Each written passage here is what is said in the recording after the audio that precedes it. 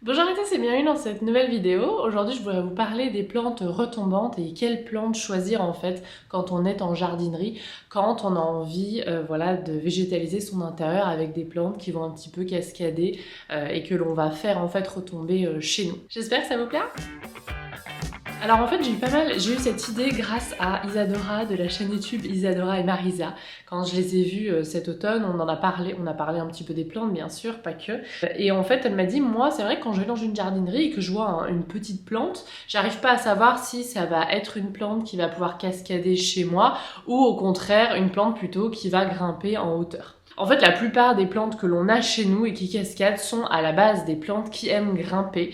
Moi, j'ai énormément de plantes que je fais cascader, mais qui seraient encore bien plus belles, avec des feuilles bien plus grosses, si elles étaient tutorées, parce qu'elles aiment grimper. D'ailleurs, on le voit chez moi, certains de mes potos commencent à escalader le mur, parce que voilà, ils préféraient avoir un beau tuteur.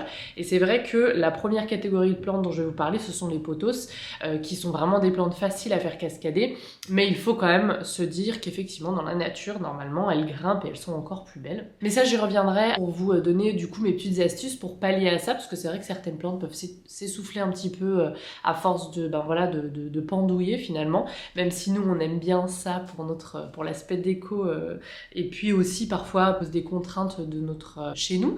Quand on a peu de place, par exemple, suspendre des plantes, c'est quand même un petit peu plus facile pour garder de l'espace au sol pour l'espace de vie et l'aménagement autre que l'aménagement des plantes. Donc vous l'avez compris, je vais commencer par parler des pothos, qui sont vraiment des plantes hyper simples à faire cascader.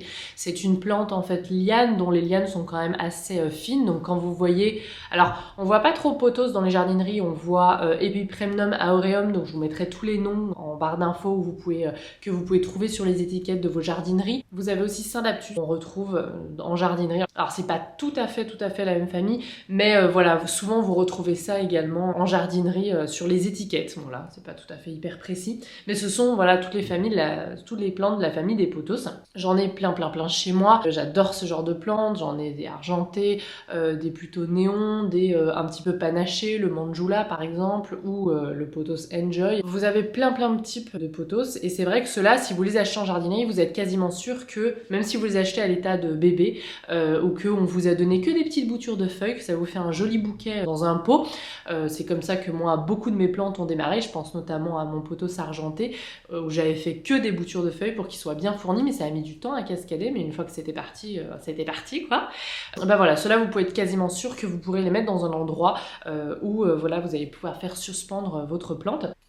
Il y a un autre tips quand vous achetez une plante comme ça qui pendouille pas encore trop.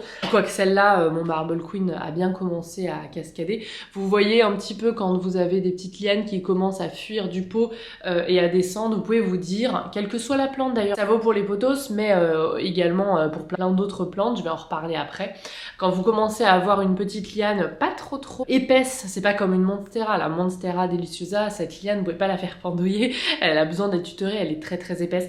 Pas trop épaisse, du coup la plante va pas trop souffrir du poids de ses tiges qui commencent à fuir sur les côtés d'un pot en plastique que vous achetez dans une jardinerie. Vous pouvez déjà avoir un petit indice, cette plante va pouvoir cascader assez facilement. Donc ça vaut pour les pothos, mais aussi pour le philodendron scandène par exemple. J'en ai plusieurs, mais j'en ai un notamment dans la chambre de mon fils. Et ce sont en fait ces deux plantes, pourquoi est-ce que je vous les nomme en premier? Si vous débutez, déjà c'est des plantes extrêmement faciles, mais surtout c'est des plantes qui sont faciles à faire cascader, c'est-à-dire que malgré le fait que quand même ce sont des plantes grimpantes, et ben elles nous en veulent pas trop de les faire cascader. C'est-à-dire que c'est des plantes qui au fur et à mesure vont un petit peu se dégarnir en haut, mais elles vont pas trop mal vivre le fait d'être suspendues.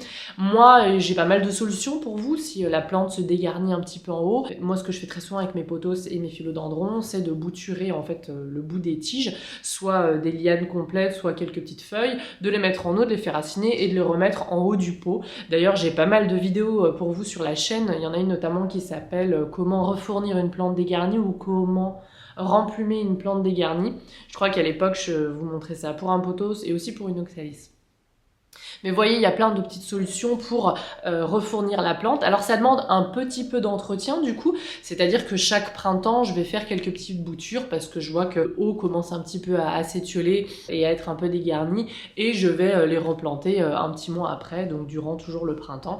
Et ensuite, elles sont belles comme ça toute l'année. Ça demande un petit peu d'entretien, mais c'est quand même assez, on va dire, restreint. Alors qu'une plante qui va monter sur un tuteur, il va falloir parfois changer le tuteur, etc.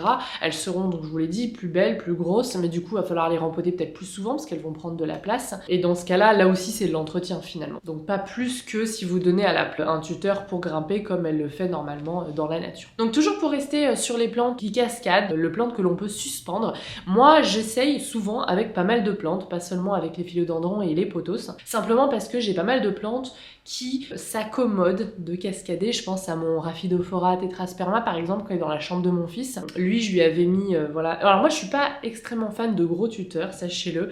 Je trouve ça un petit peu moche. J'aime plus les plantes qui cascadent que les plantes qui grimpent. Mais voilà, c'est contre nature, sachez-le. Celle-là, elle me le rend pas trop mal. Je bouture régulièrement, mais le Rhaphidophora tetrasperma, qui parfois est vendu en jardinerie sous le nom de Monstera minima. Je vais pas vous dire pourquoi.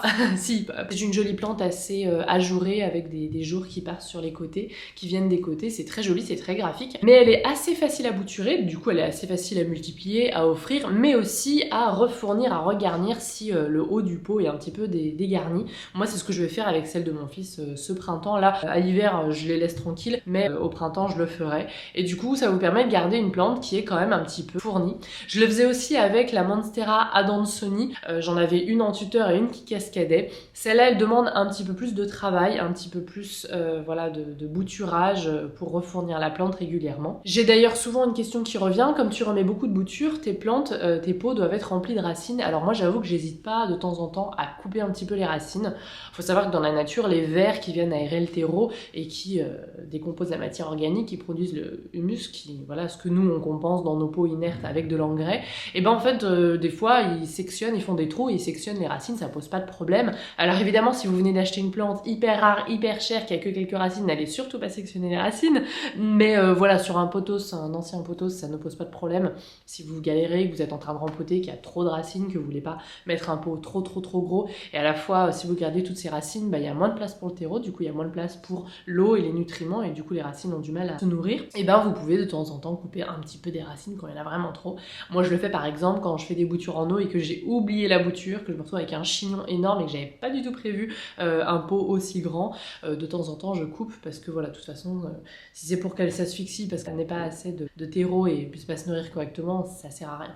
Voilà, petit tips entre nous. Parmi les autres plantes que je force aussi, donc voilà, je vous ai dit, il y a la Dansoni, la Monstera adansoni, il y a le Rhaphidophora tetrasperma, il y a pas mal de Peperomia aussi. Le Peperomia Hopes par exemple, bah, lui il a tendance à cascader de facto, donc ça c'est hyper agréable, c'est hyper joli, moi j'aime beaucoup.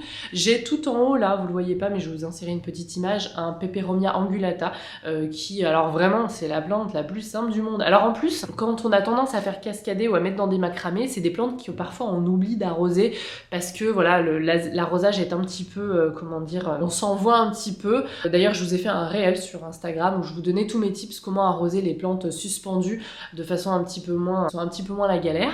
Mais du coup pour les Peperomia c'est pas mal parce que c'est des plantes qui, chez moi en tout cas, donc exposées nord-est, donc pas non plus, je suis pas au sud-ouest, vous voyez, dont les mottes en fait doivent bien sécher entre les arrosages, donc finalement ça va pas mal de les mettre en suspension parce que comme c'est des plantes que j'ai tendance à oublier, et ben au niveau de l'arrosage ça leur convient du coup, parce que je les noie pas, je les arrose pas trop souvent. Alors moi j'ai aussi plein d'autres plantes que j'aime faire cascader, mes plantes grasses lorsqu'elles grandissent, j'aime qu'elles dégoulinent de tous les côtés du pot, c'est le cas je pense notamment à mon Sedum burrito et mon petit bébé Sedum burrito. Il y a aussi pas mal de Hoya chez moi que j'aime beaucoup faire cascader. Alors ça c'est pareil, parfois les Hoya, et je pense notamment à un Hoya en particulier qui m'avait été vendu sur treillis et qui peut-être se plairait beaucoup mieux sur son treillis, mais moi j'étais pas hyper fan de cette pyramide là et que j'ai fait cascader, et bah écoutez, somme toute ça se passe très bien. Voilà, il y a pas mal de Hoya aussi qui aiment beaucoup cascader et qui seront très jolis également en suspension, Carnosa ou autre. J'en ai un là d'ailleurs, un Carnosa compacta qui se plaît bien en suspension et qui est hyper graphique, c'est hyper joli. Donc voilà un petit peu pour moi toutes les plantes que je fais cascader, mais sachez que si vous avez des misères à la maison et les Tradescantia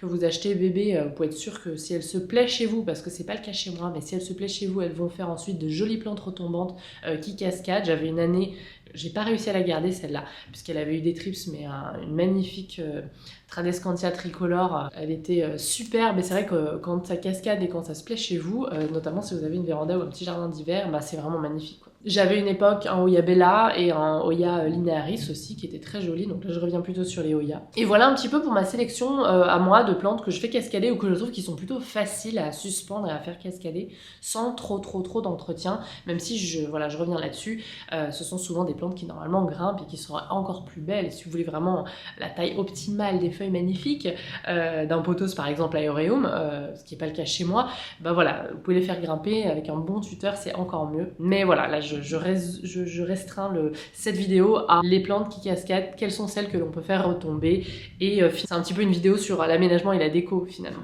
plus que sur les plantes cette vidéo. Mais c'est vrai que je me suis dit que c'était pas mal, parce que c'est vrai que quand on débute, on sait pas forcément lesquelles vont cascader, lesquelles vont bien rendre en suspension, et ne vont pas trop en souffrir. C'est surtout là où je voulais insister, et du coup j'espère que ça vous aura aidé.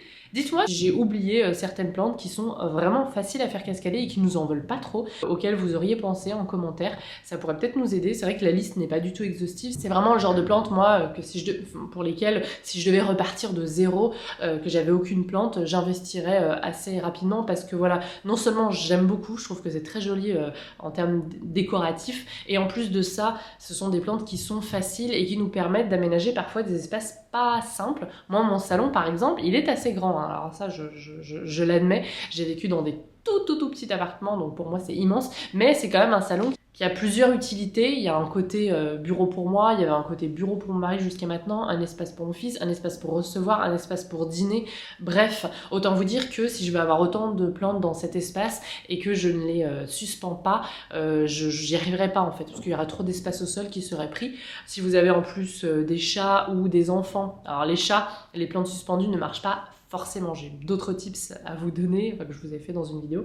Mais pour les enfants, par exemple, qui commencent à crapahuter et qui commencent à faire du quatre pattes, de ne pas avoir les plantes en plein milieu, enfin dans leur champ de vision, c'est un petit peu moins attractif, puisque les plantes qui cascadent, ils y accéderont quand ils commenceront à marcher, etc. Et là, on est sur des âges où les enfants peuvent comprendre quand on dit « Ah bah non, on n'arrache pas, on essaie d'y aller doucement », alors que c'est vrai qu'à un âge à 8, 9 mois, quand ils font du quatre pattes, ils sont pas encore en âge de comprendre, enfin on peut commencer mais c'est un peu moins facile de comprendre, oulala on laisse la plante tranquille, on l'abîme pas, donc finalement c'est pas mal pour baby-proofer au tout début. Voilà. Bah écoutez, je vous laisse, j'espère que ça vous a plu et je vous dis à la prochaine.